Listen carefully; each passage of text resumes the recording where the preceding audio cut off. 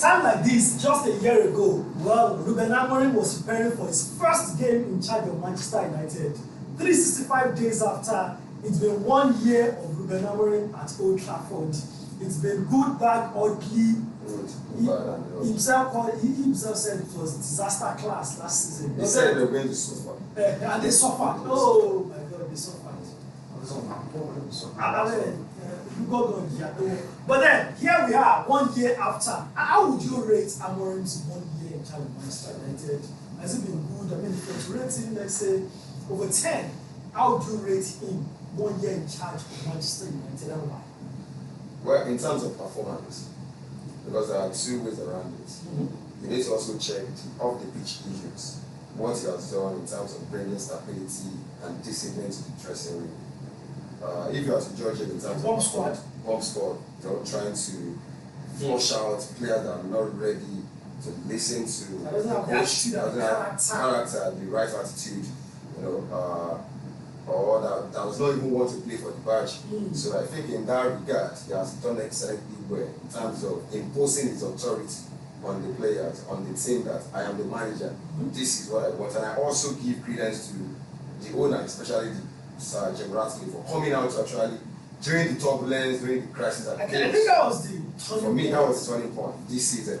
Because the moment he made that statement that, see this guy, at least 3 years, he is the one for us. He is the one that will take us to, you know, to take us back to the glory days. So immediately he made that statement that at least if we give him 3 years, you know, citing Arteta's template with Arsenal and all of that, how they backed him, even when he didn't make Euro. I mean, even though he still hasn't won major title for them, but they can see the potential that this is working for. So I think that has actually helped on the field of play. Yeah, on the field of play, I think it's average or even below average when you put the standard of Manchester United into consideration.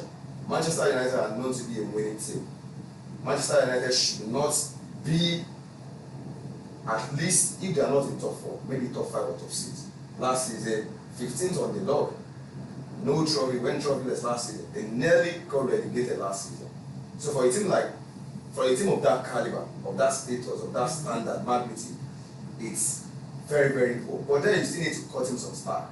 Because when he was brought in halfway in the season, middle of the season, and he said it, we were going to struggle, we were going to suffer because of what he meant on ground. And the fact that he needed time. You know, he was actually telling them, let me come at the end of the season. Let me come at the end. It's now or never. And he also saw it as an opportunity to boost his credentials. That's the biggest job of his career.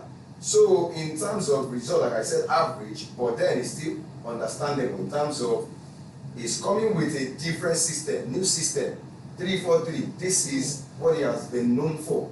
That has been his philosophy, his system right from time.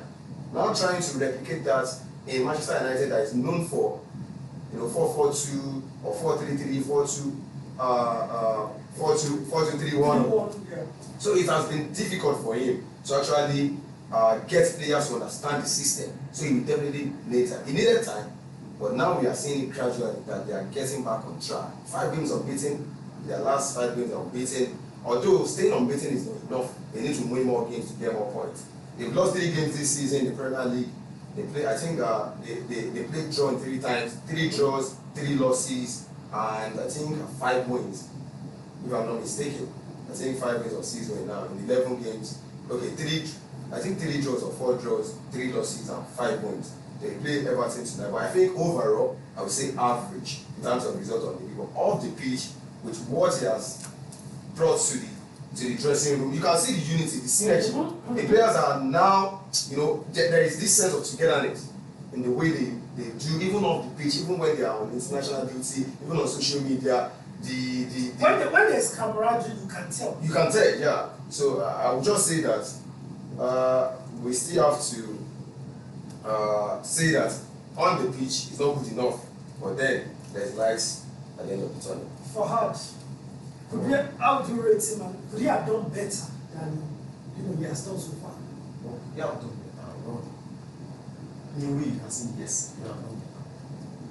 reason why. Because you look at Manchester United from last season down to this season, and you look at the team, the squad that he has, he should have been better. Could have been better. And then you can't fault him on it because he came to the squad and he made a team that is not really a team that is kind of disjointed. They are not really there, and he has to start from scratch. I mean, so many persons, so many former Manchester United players have been talking about how bad things were. I'll say were now because it looks like they are turning it around at Manchester United. Recently, Alex Sanchez was talking about when he moved from Arsenal to Manchester United, the sharp difference and how much he regretted everything. You know, it was more or less like what I ordered. That's what I thought. So, in that case, shouldn't we be saying, okay, out there we feel like, oh, we are Manchester United, but at the real practicality of this, it was a mess. You see, it was a mess, and that's the main problem. And that's the reason why it seems like every manager don't succeed in Manchester United. Not even the manager. They call Manchester United graveyard for players, for talent. You see players leaving Manchester United, and then they start performing elsewhere. Although I do not even subscribe to that opinion that Manchester United are the reason why they don't perform in Man U, and then when they leave, they left and became the best player in Syria. You know, make it to Ballon d'Or ranking. But then it's an institutional problem. What has happened with Manchester United over time since Fabrizio left? You can tell that they had institutional problem. Also, okay. Cristiano Ronaldo came out to, you know, also got an interview. Yeah. He said it was. Even the latest interview with Piers Morgan, he still said that look, it's not about Ruben Amorim who performed. He even said some players are in Manchester United that don't still belong to that Manchester, that do not have that spirit, that attitude, that mentality to play for Manchester United. So, and you know that Ruben Amorim cannot come and change things overnight. Yeah. It's going to take time. Process. And like you said, you met a disjointed. I remember joining Liverpool saying, "Give me 4 years. Give me 4 years. I'll give you a major trophy." This was 1 year. Look at Mikel Arteta. 7 years, close to 7 years. Over 6 years. I think it's like 7 years. He never reached. Close more than 6 years in charge. No major title, but Arsenal. We are seeing progress.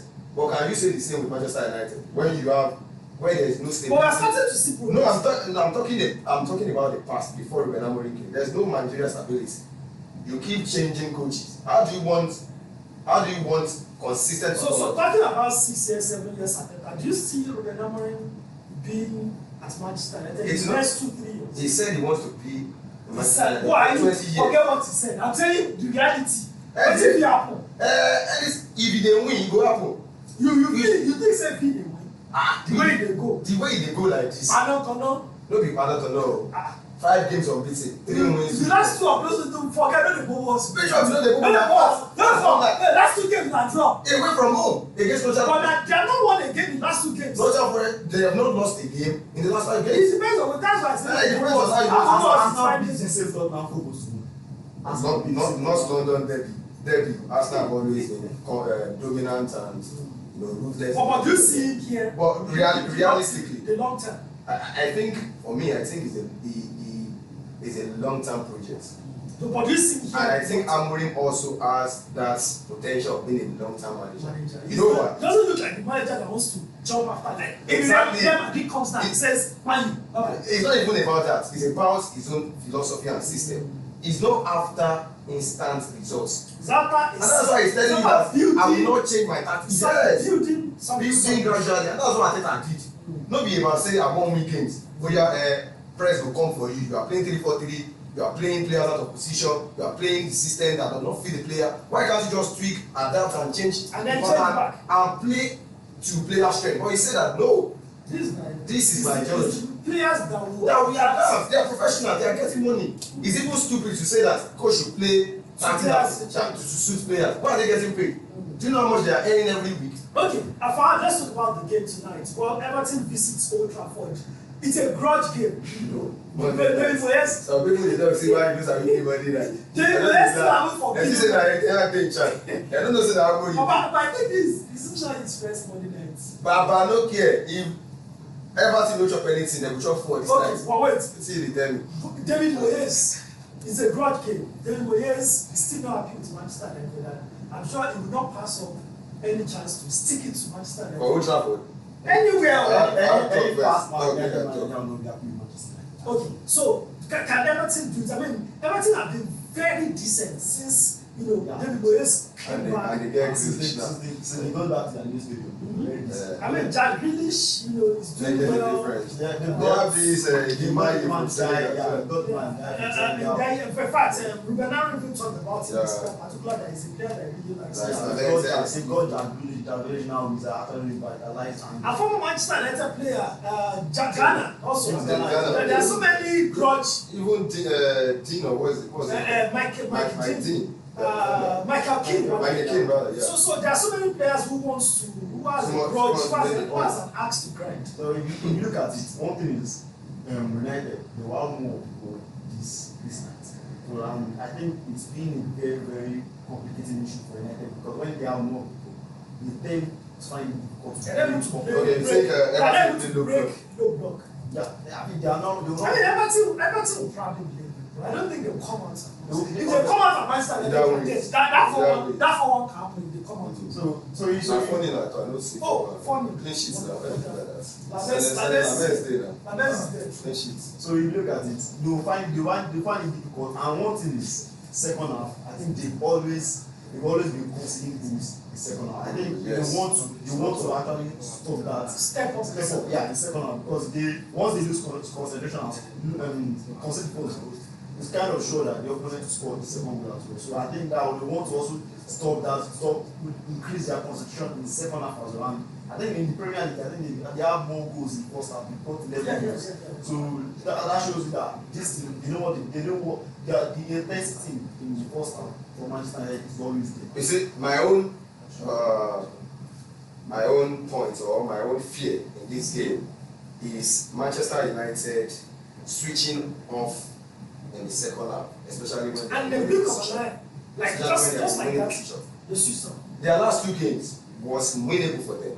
They were in winning position against Nottingham Forest. They could have won that. First half, I almost went to bed like a. First half, they won first half. They can control. Against Nottingham as well, they won first half. Just to give us view one. So guys, half-time win. Carry my but half-time win. But say this one like this, others don't play their game. You don't know say Man U win tonight. Top 4. They win by 4 goals and 4 don't secure. And one team will play one team next week. That's it now. Lose. That's it. Man U can win their own. And let's not forget United don't play any of the big teams. Yes. The next match. So that's why I said their last 5 games, they tried to actually 1-3 and 2-2. But quickly, let's talk about the attack in the absence of Sesko. I feel like finally Amorim will be able to play what he has. I've listened to you. Which is play first night. I've listened to you in one platform like that. Rotate Mbemo, and Mount. You said it that Ruben Amorim don't like to play with striker. You said it. Yes, I said I listened to it that time. And I think we need to know now, Sesko is not available for this game. So it gives him that freedom to actually explore. So just bring Mount and rotate them. And that will be deadly for Everton. Because the mobility and the versatility of what's it called? Mbeumo, who of course is now the face of the Premier League. I don't care about your opinion. Yes. Yes, best player. Omologo player of the month. I don't know where I'm putting Kupama. Who come on? We don't off Who is Kupama? High school. That one with the fear. This is not football. This is he go they give himself injury. So I just feel like Mbeumo, Kunga, I want to see Mason Mount as well because of his pressing. He's a best presser. They are very sharp. And Bruno behind them. And with Sene Lammens in goal. Ruben Amorim said it that we play.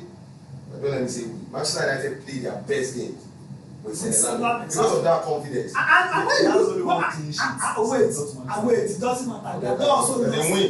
He's unbeaten. And let me just say this: that Belgium, when Marcel was in goal, they considered 2. First game was 7 7-0. Is it easy? First game clean sheet. That is what Manchester United as a team will give you. Who was Sene Lamet in the Belgian That's his first call up actually. If you don't come out, you go get that kind of call up. That will be the biggest team in the world. Okay, so quickly, prediction. You don't already talk. I think that 4-0. Fahad. All things really go 4-0. I'll go with the 2-1 win for United.